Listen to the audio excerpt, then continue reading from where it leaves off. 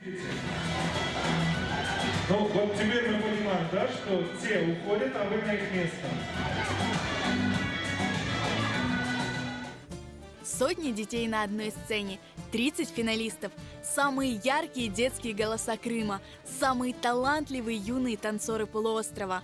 До главного музыкального события года, гала-концерта Canlı Ses 2019, остались считанные дни. Они самые горячие и для финалистов, и для их наставников, и для организаторов шоу. Молодая исполнительница София Денишаева пробует себя в качестве наставника впервые и делится своим опытом с конкурсантами. Ведь в 2015 году она сама участвовала в детском талант-шоу. Тогда песня «Сабрие» принесла ей триумфальную победу.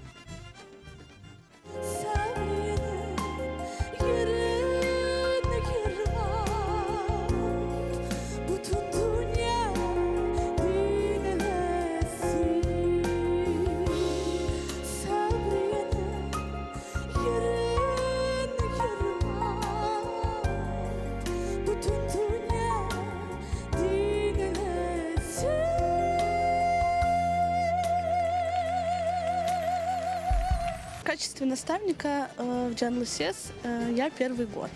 Когда-то я тоже была участницей этого конкурса, научилась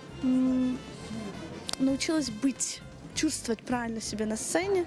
Хочу сказать, что очень важно правильно вести себя на сцене. То есть, если человек поет песню, значит, он должен выражать эмоции правильные.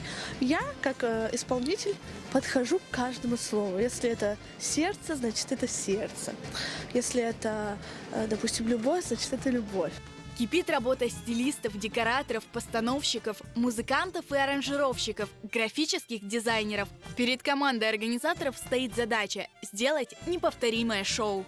С каждым годом концерт Canlı Ses становится все масштабнее и масштабнее. Я могу сказать, что это, можно сказать, вызов для всех людей, которые работают над этим проектом.